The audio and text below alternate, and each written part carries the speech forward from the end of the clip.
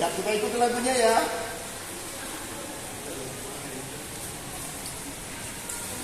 Pak, Pak, Pak, Bapak agak arahkan ke siswa kan? Nanti saya arahkan ke Bapak juga. Video cam.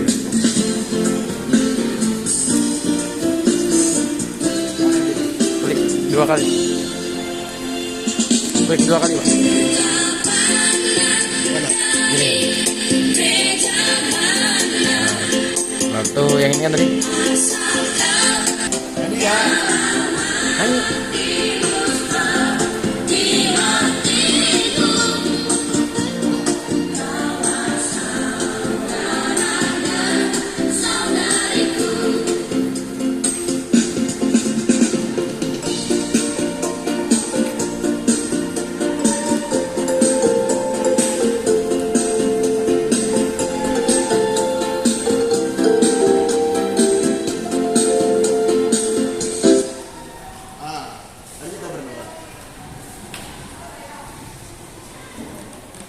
Bapa di surga, Bapa di dalam nama Tuhan Yesus, kami bersyukur sore hari ini kami akan memulai pelajaran kami pada sore hari ini. Kami mohon Roh Kudus menolong kami, bahwa kami pada seluruh kebenaran itu. Dan waktu ini kami serahkan tangan-Mu dari awal pertengahan hingga berakhir. Terpujilah nama-Mu ya Tuhan, dalam nama Yesus yang berdoa sampai syukur, haleluya. Amin. Baik anak-anak, saya sudah bagikan LK itu, ya, LKBD sambil diisi ya, dan sambil menyimak terus dari Mana sih, Pak?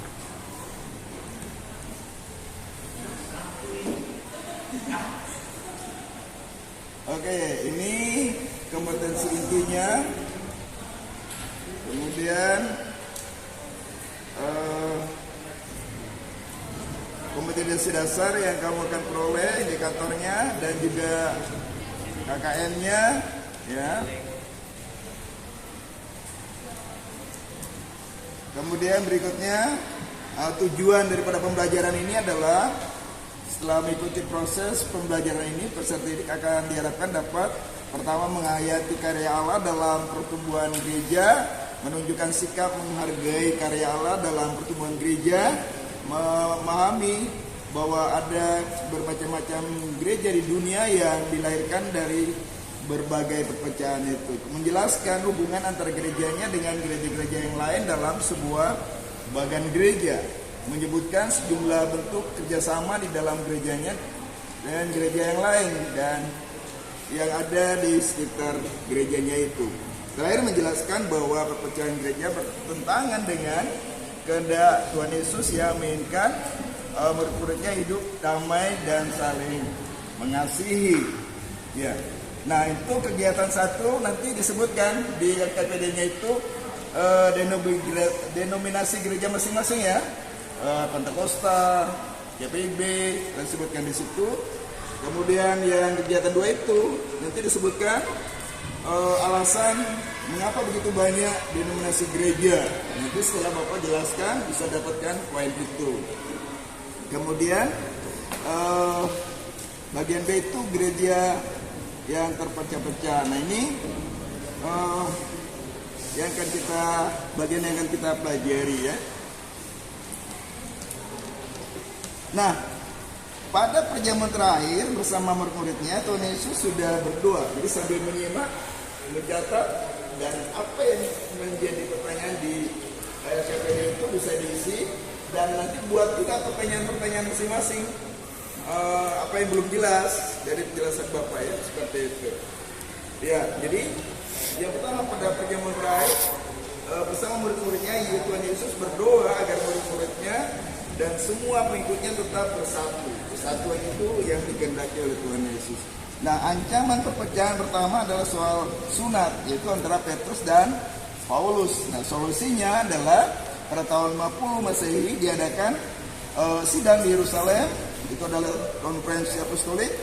Nah, kemudian dicapai satu kesepakatan, ya, mereka harus menjawab yang pertama harus menjawab keputusannya itu adalah mereka harus menjauhkan diri dari makanan yang dipersembahkan kepada berhala. Kemudian yang kedua, menghindari makan darah itu. Yang ketiga, daging binatang yang mati dicekik. Dan yang keempat, mereka harus menjalankan perjamuan. Itulah syarat minimal yang mereka buat untuk orang Kristen, apapun latar belakang budayanya. Lalu perpecahan-perpecahan berikutnya, yaitu perpecahan di jemaat Korintus. Nah, itu ada soal mengidolakan rasul ini, kelompok ini mengidolakan rasul ini, kemudian kelompok ini mengidolakan rasul yang satunya, seperti itu. Lalu berikutnya yang ke poin B itu adalah mereka itu membanggakan karunia-karunia rohani yang mereka miliki. Itu Korintus ya, jemaat Korintus itu. Kemudian yang kedua itu perpecahan gereja Ortodok dan gereja Katolik Roma pada tahun 1054 Masehi. Itu skisma besar ya, skisma besar.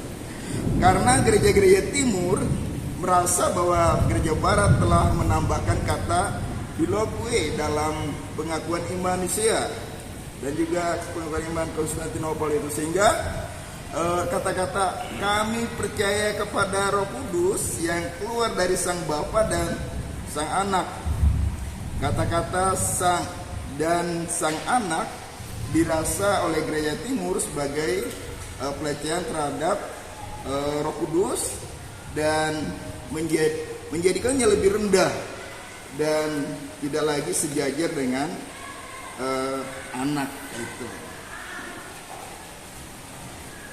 Kemudian perpecahan selanjutnya terjadi pada tahun 1517,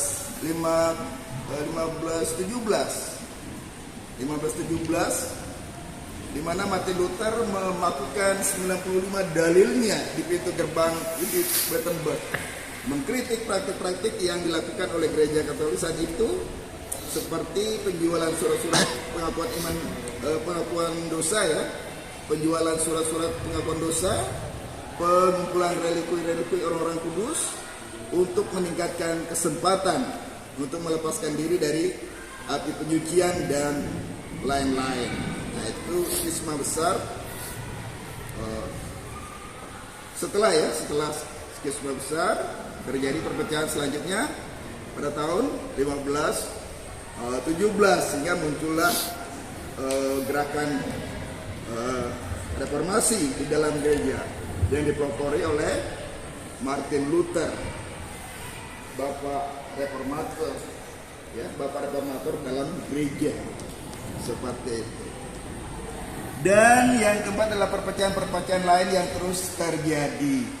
Ini kita lihat sendiri ya di dalam selanjutnya, dalam gereja-gereja Protestan itu perbedaan pertama karena perbedaan pemahaman tentang ajaran, praktik ibadah dan organisasi gereja.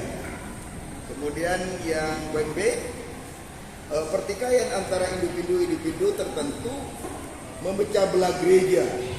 Hubungan yang rusak menyebabkan satu atau beberapa orang keluar dari gereja itu lalu mendirikan gereja baru. Nah, itu perpecahan-perpecahan yang terjadi.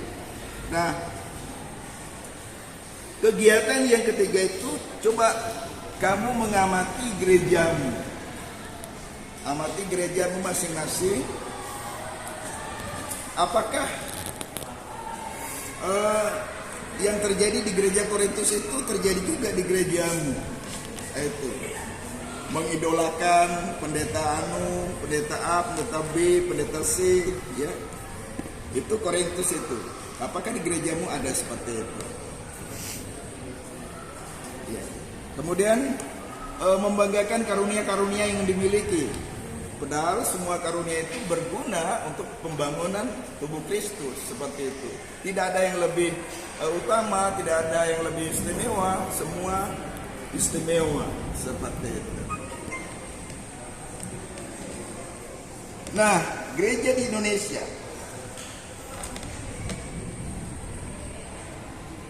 Nah, nanti juga dalam LKPD kamu itu,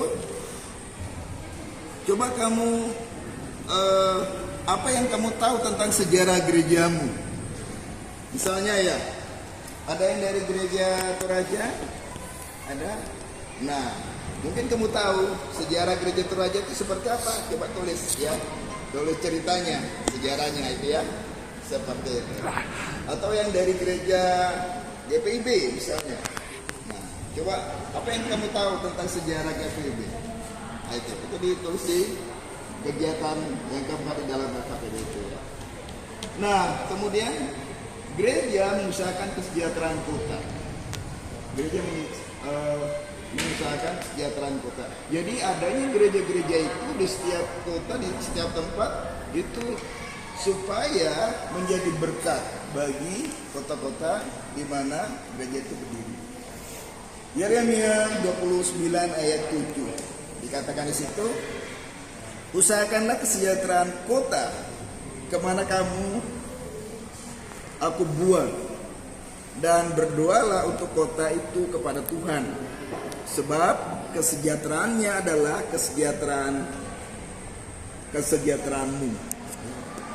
Jadi Yeremia mengatakan bahwa kamu harus memperhatikan kota di tempat kamu berada. Nah, orang-orang Yahudi ya, surat ini dikirim oleh Nabi Yeremia kepada orang. Pentingnya buat kita adalah kita pun harus sadar bahwa gereja hadir di dunia ini bukan untuk dirinya sendiri, tetapi untuk menjadi berkat bagi kota dan dunia. Jadi keberadaan kita di Samarinda ini, gereja apapun itu, untuk memberkati kota Samarinda, supaya kita menjadi berkat buat orang-orang Samarinda, penduduk kota Samarinda, seperti itu. Nah, coba nanti buat pohon gereja ya.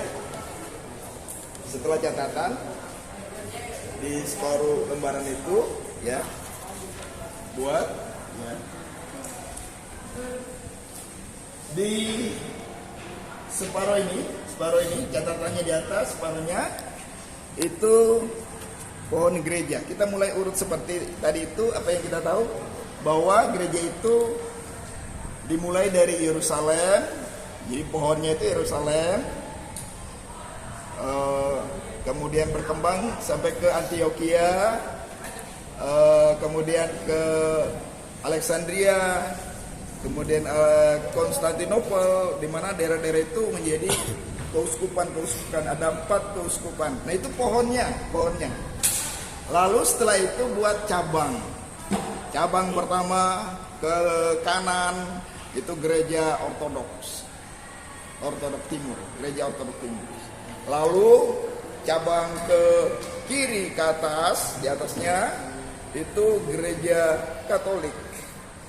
Nah, lalu ada cabang ke atas itu Protestan.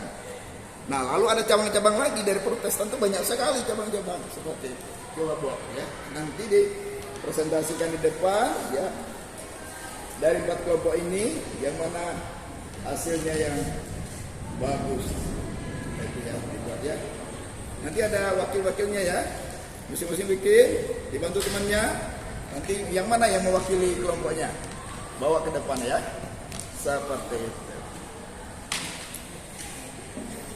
Oke, sambil mengerjakan itu, terakhir sebagai rangkuman Bapak sampaikan ini, banyak gereja di dunia, gereja-gereja itu umumnya lahir dari perpecahan. Padahal Tuhan Yesus tidak menghendaki perpecahan gereja, sebab hal itu justru akan menghambat kesaksian gereja kepada dunia, bahwa Yesus telah mendamaikan seluruh umat manusia. Karena itu gereja-gereja kita terpanggil untuk mengusahakan persatuan dan kerjasama yang baik satu sama lain. Nah, gereja juga terpanggil untuk mengusahakan kesejahteraan umat manusia di dunia ini. Itu panggilan kita untuk mengusahakan kesejahteraan bagi umat manusia di dunia ini. Ada banyak hal yang dapat kita bisa lakukan ya oleh gereja, bisa dilakukan oleh gereja, antara lain melestarikan lingkungan ya, berjuang melawan pengerusakan, menghadirkan keadilan, ya seperti itu. Masih banyak tugas yang harus kita kerjakan untuk dunia ini sebagai mewujudkan keberpihakan kita kepada kehidupan, kepada kemanusiaan. Nah, itulah panggilan kita sebagai gereja.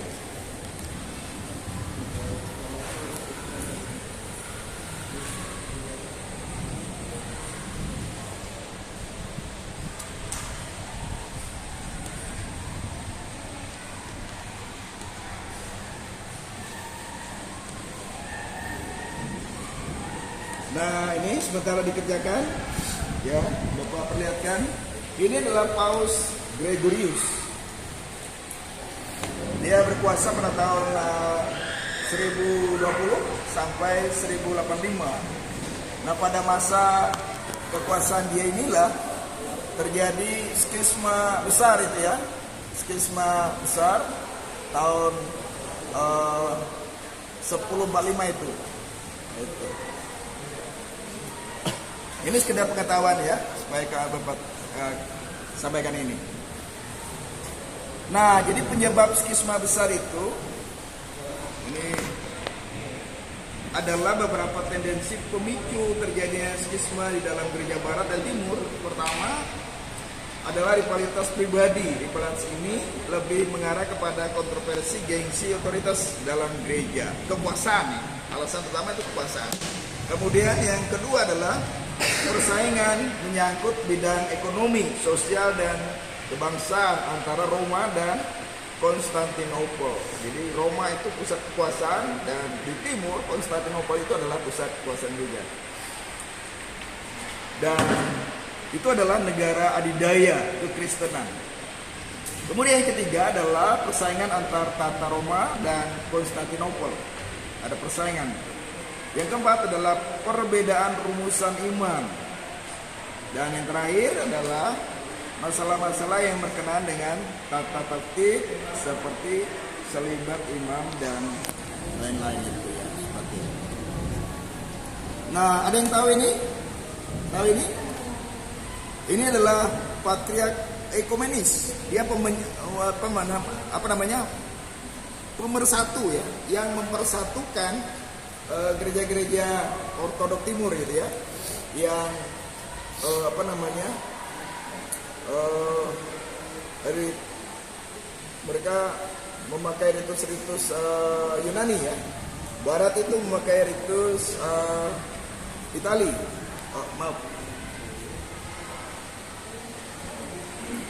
Latin ya, Latin. Ritus Latin. Barat memakai ritus Latin, timur memakai ritus Yunani. Nah, ini adalah patriark yang berkuasa pada saat ini. Namanya Bartolomeus I. Dia ada di sebuah desa Banar namanya. Desa Banar itu di Istanbul itu ya. Iya, jadi seperti tidak berkuasa. Tapi dia pemersatu seluruh gereja-gereja ortodok itu ya, seperti itu. Jadi ini Basilika Hagia Sophia yang sekarang jadi masjid itu. Inilah pusat gereja timur. Pusat gereja timur. Gereja ortodok timur. Sekarang sudah menjadi masjid ya. Jadi setelah menjadi masjid lalu ada menara. Ada 4 menara itu kan. Itu. Sebelumnya bangunan inti yang di tengah itu.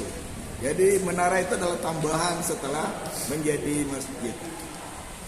Itu diambil alih oleh kekhalifahan Islam.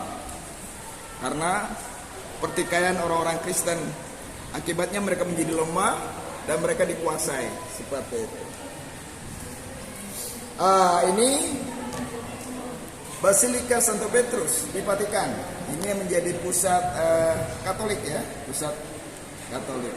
Gereja besar ya, jadi pusat Katolik. Basilika Santo Petrus di Vatikan yang merupakan singgasana Paus.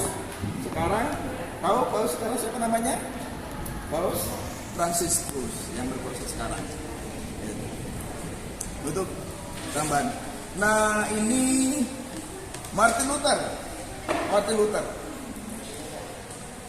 Tahun 1517 dia memakukan 95 dalil di gereja Wittenberg itu. Dan sejak itu gerakan Protestan mereformasi gereja Katolik.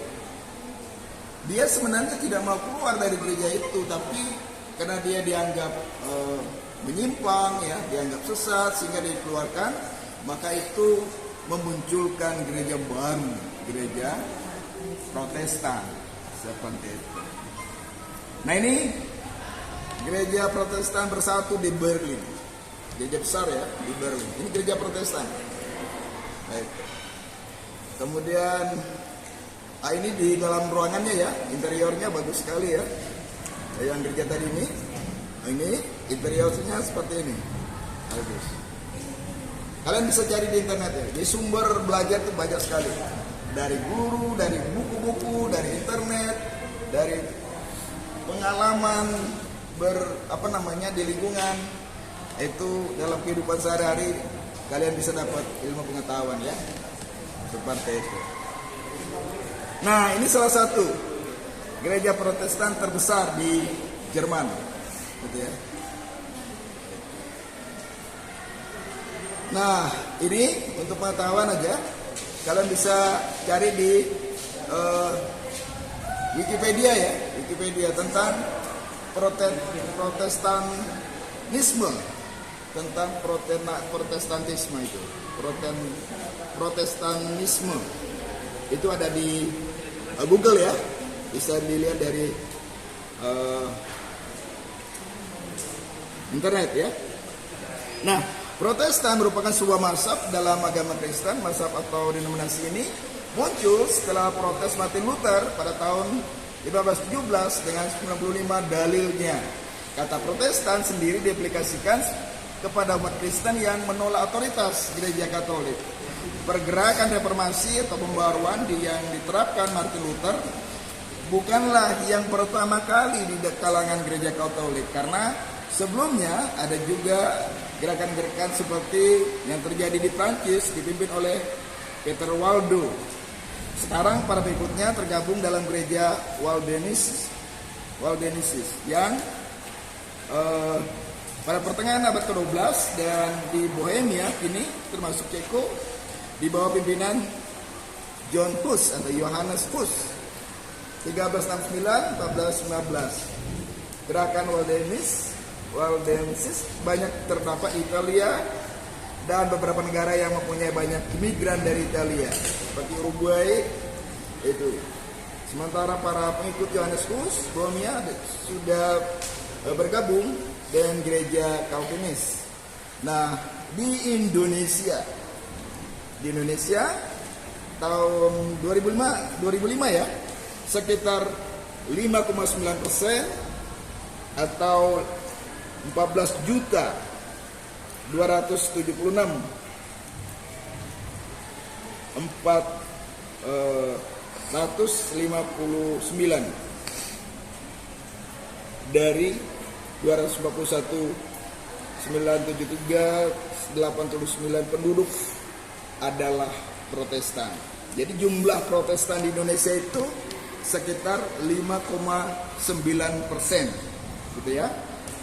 Nah, pengaruh para misionaris dari Belanda, biasanya Protestan di Indonesia diwarnai oleh ajaran Lutheran dan Calvin. Jadi mayoritas gereja-gereja Indonesia itu ajarannya itu dipengaruhi oleh Lutheran dan Calvin. Oke, sekarang siapa yang siap presentasinya?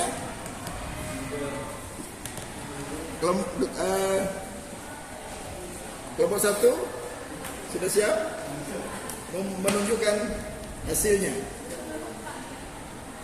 Boleh disorot. Enggak bisa jauh ya. Coba kamu maju ke depan. Kelompok 1 maju. Hah? Belum. Siapa yang sudah? Kelompok 2? Kelompok 3 siap? Kelompok 4? Ya. Jadi berkolaborasi, kerjasama. Kemudian apa? Dalam kolaborasi itu kalian mendiskusikan itu, kalian mengumpulkan informasi. Bapak sudah bantu dengan informasi tadi itu. Kemudian mempresentasikan ulang, lalu saling tukar informasi. Kelompok 1 kasih informasi untuk kelompok 2, 3, dan 4. Nah, itu saling tukar informasi.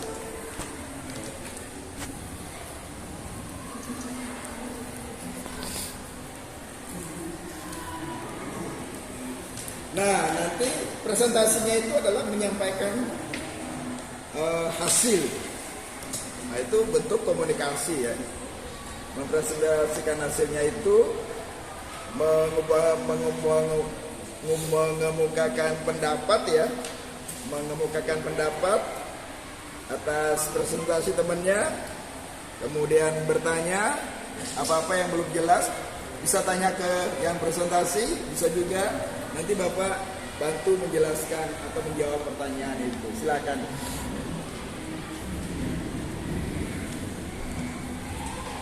Ya, jadi catatan di atas itu merupakan simpulan poin-poin yang kamu dengar, yang Bapak jelaskan, ya. Itu di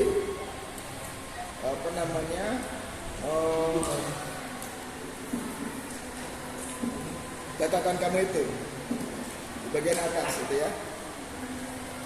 Resume atau pendapat, opini kamu seperti itu ya. Kamu buat kesimpulan apa-apa yang kamu dengar. Kemudian menjawab pertanyaan tentang materi yang sudah disampaikan itu. Lalu bertanya juga apa-apa yang belum kamu pahami, belum kamu ngerti, ya. Yang belum kamu ngerti, kamu tanyakan ya. Dari apa yang Bapak jelaskan tadi, yang belum dimengerti, itu ditanyakan ya.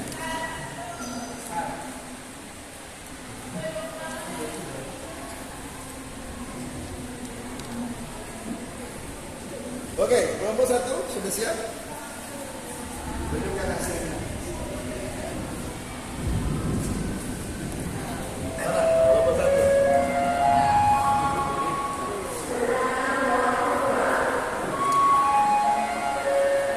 Belum selesai. Siapa yang siap? Kelompok 3 mana? Kelompok 3 mana? Ini. Siap. Kelompok 4. Ayo, kumpulkan. Mohon dari bawah.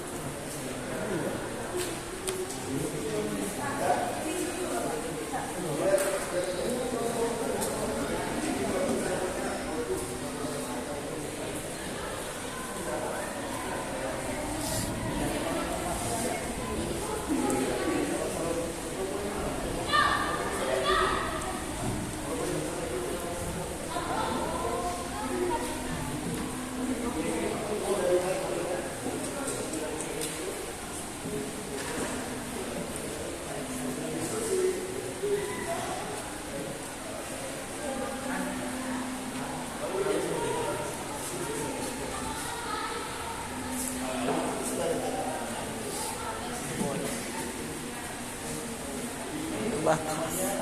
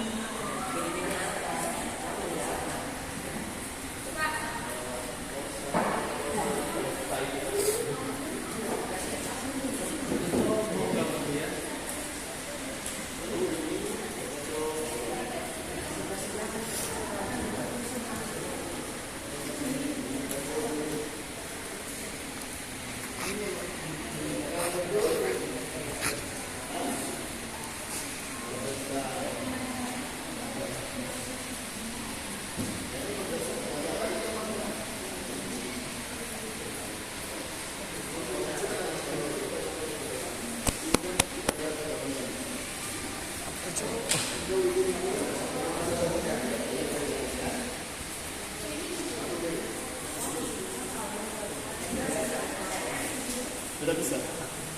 Luar biasa. Diskusi mereka tentang pohon Itu katanya sudah. lilia. Itu katanya sudah. Ya. Kelompok Ada yang 4. sudah selesai? Saingan bagus. Saingan bagus. Saingan bagus. Dan apa yang kita presentasikan itu kan kita memberikan informasi kepada teman kita yang lain. Betul. Kita penambahan diri kita.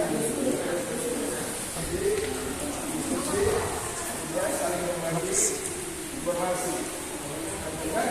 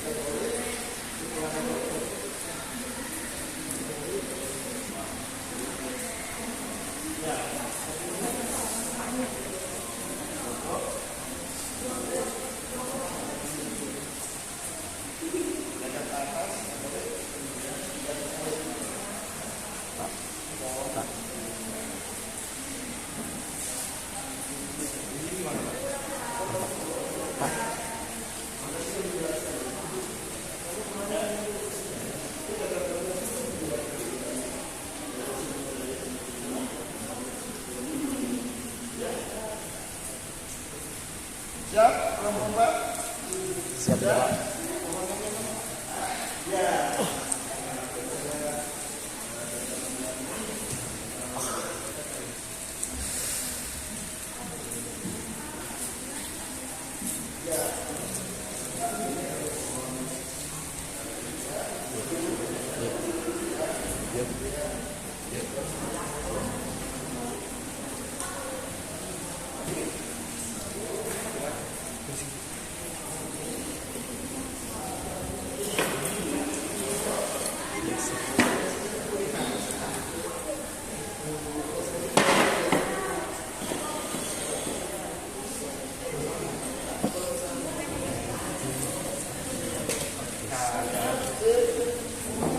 Oke.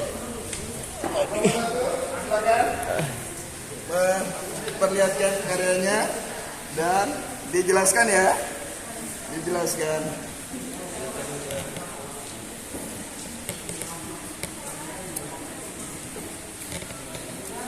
Oke, kelompok 1. Gio. Oke. Kelompok 2 siap ya?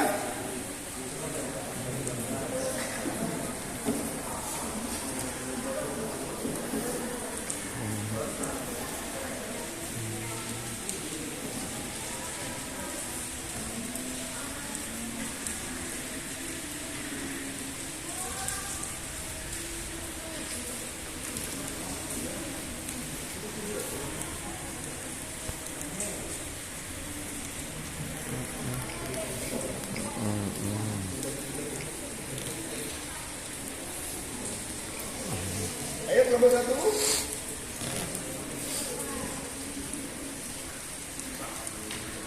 Atau ada kelompok 2, 3, 4 yang lain sudah siap? Ayo.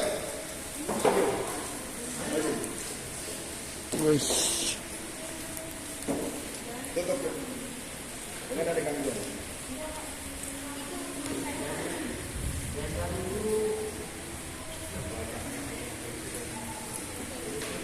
Oke. Siap? Mana kelompok 1? Silakan.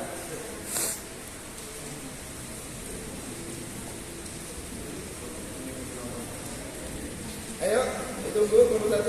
Waktu kita hampir habis, sudah habis ya. Oke.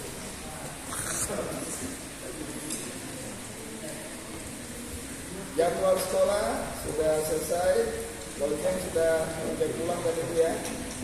Tapi kita masih diskusi.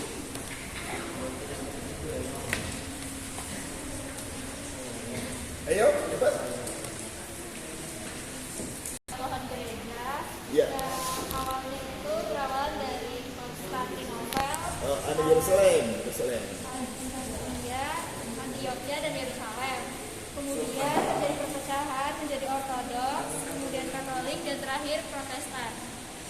Jadi, terus yang di atas itu catatan kamu, resume kamu ya.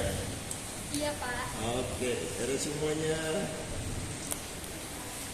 Oke, dikumpulkan. Nanti tepuk tangan.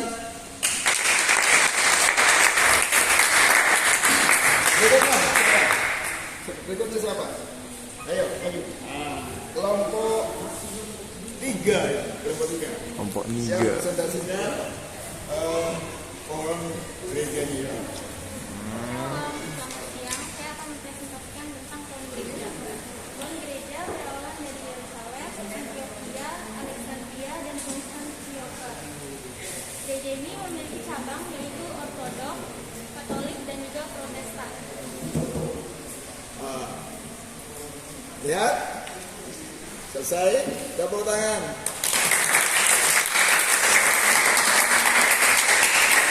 Kelompok berikutnya, kelompok 2. Ada, ayo. Kelompok 3. Gereja baru. Oke, jelaskan presentasimu. Pohon gereja kami terdiri atas Yerusalem, Antioquia, Alexandria, Konstantinopel, Itu pohonnya. Ortodoks, Kemudian Katolik perkembangan dan di atas jadi dahan-dahannya ya. ya Pak, Dahannya apa itu?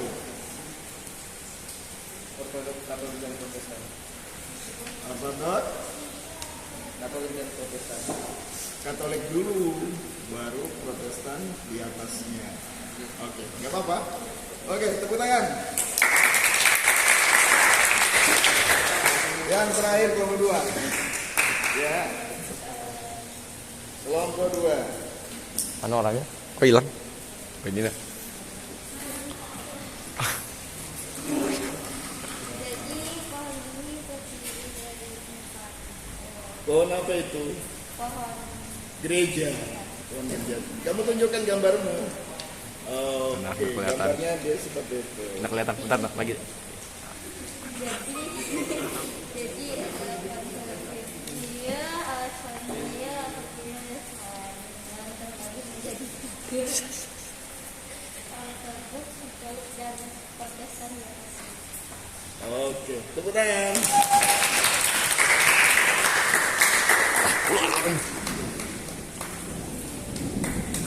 Oke, Bapak sudah kasih nilai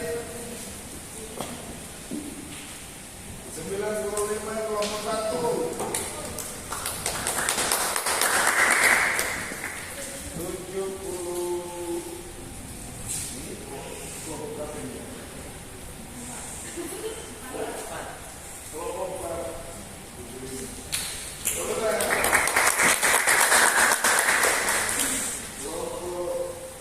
2 mana?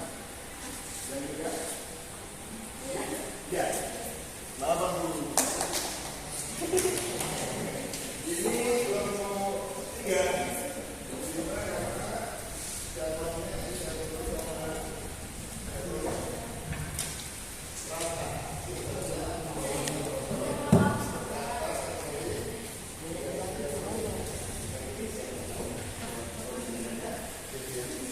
Oke, kita sudah menyelesaikan penilaian. Baik. Terakhir,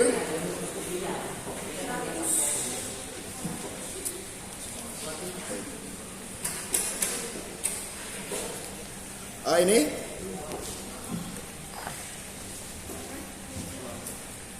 untuk PR di rumah ya.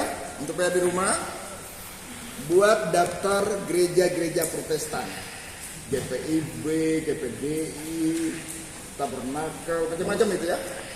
Nanti buat ya, itu PR-nya ya, PR-nya.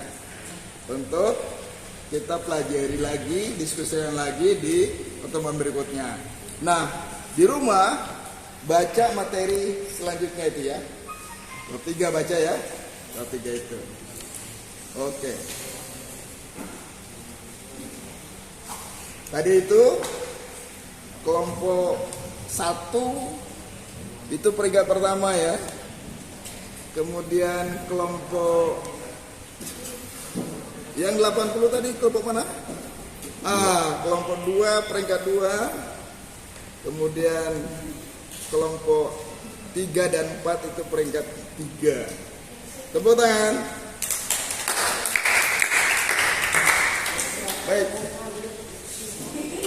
Terima kasih atas kehadirannya ya, keaktifannya dan juga keterlibatannya. Diskusi sangat seru, bagus sekali ya. Jadi dibiasakan diskusi seperti itu untuk kita kerjasama, untuk kita saling tukar informasi. Kita bisa mencari di internet sumber-sumber belajar seperti itu ya. Oke. Nah, saya kembali ingin mendengar suaranya Yosi untuk pimpin doa. Doa penutup.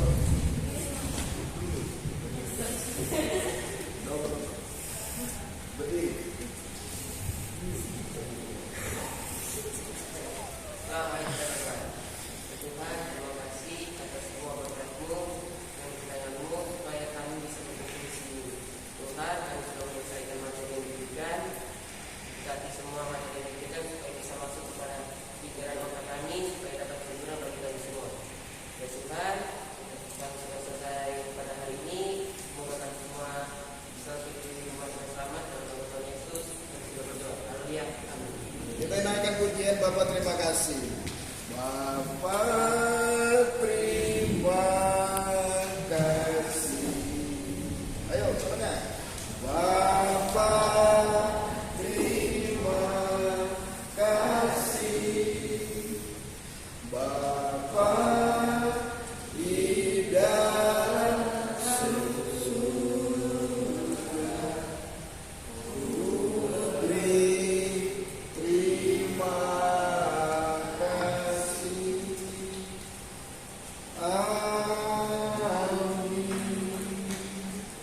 pelajaran kita selesai